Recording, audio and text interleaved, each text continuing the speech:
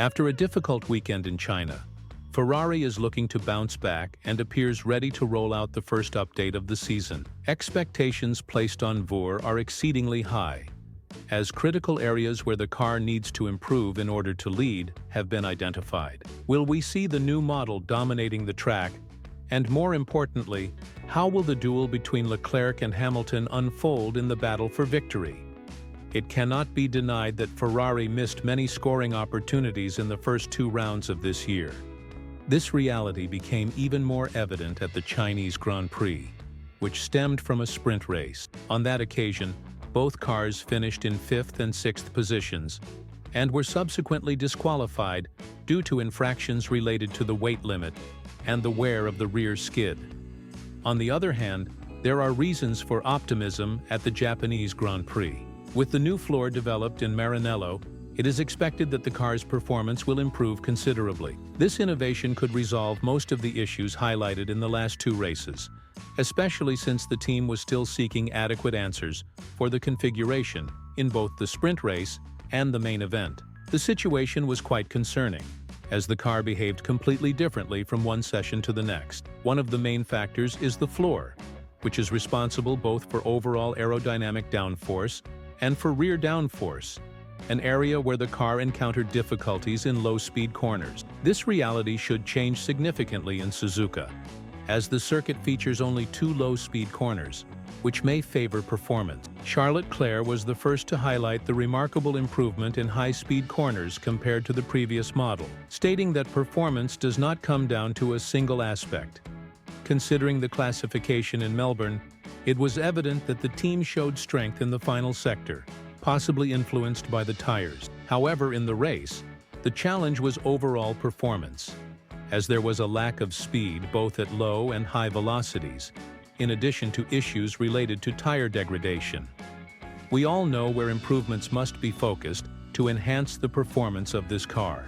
In high-speed corners, there was a considerable advance, but the low-speed and medium-speed sections still require further adjustment. La Gazzetta dello Sport, a publication close to Ferrari, detailed the newest update package for Japan.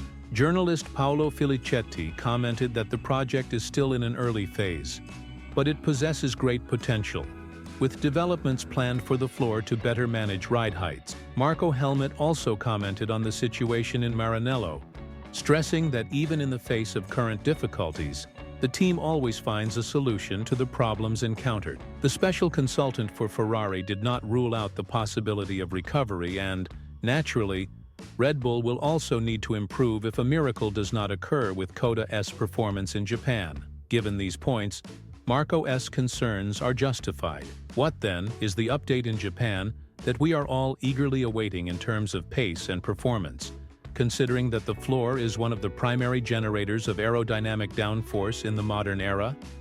Ferrari has a great deal of work ahead in Suzuka, but the team, which has been facing a spiral of difficulties, must improve from Japan onward, as 3 consecutive races without a clear strategy against McLaren do not help at all.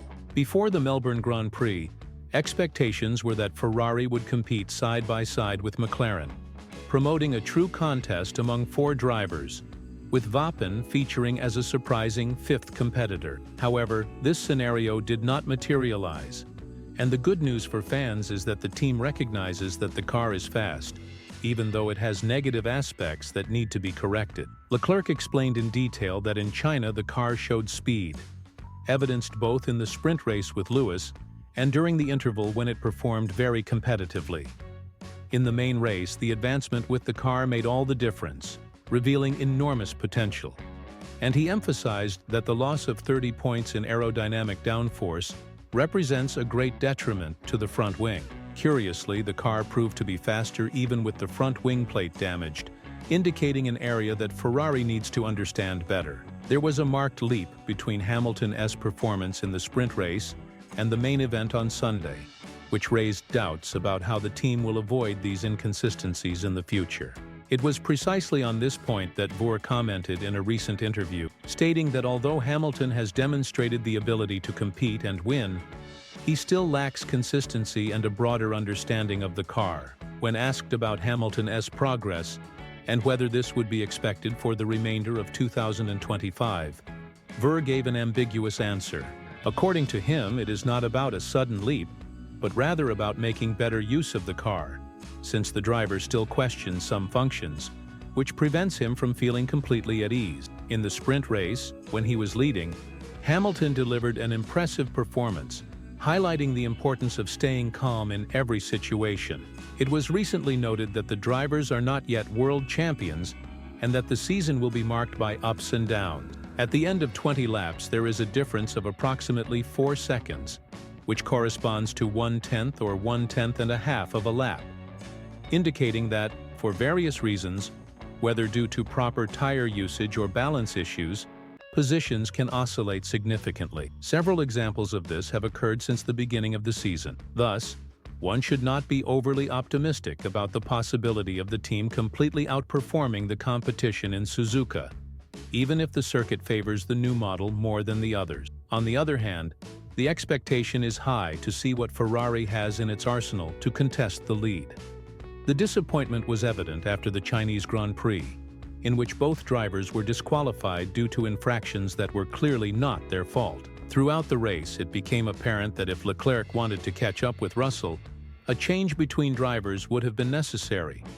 However, the communication was transmitted in a way that suggested Hamilton did not show willingness to facilitate this change. If one were to listen to the entire radio communication, it would be clear that the 7-time world champion was the first to propose the change. Fourier strongly criticized this situation over the Formula One radio communications, stating that it appeared to be a ploy by management to create confusion. According to him, the first request came from Lewis, and, to heighten the sense of doubt, only part of the communication was broadcast. This raised numerous questions about the collaboration between the drivers since leaving the garage, given that everything comes down to a single doubt.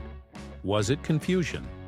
According to reports, it was not, as it was Lewis himself who requested the change. Thus, Ferrari also needs to improve its internal communication, as although there were advances in China, further effort is necessary for Hamilton to reach his maximum performance. With all these points in mind, do you believe that Ferrari is capable of making a strong recovery in Japan?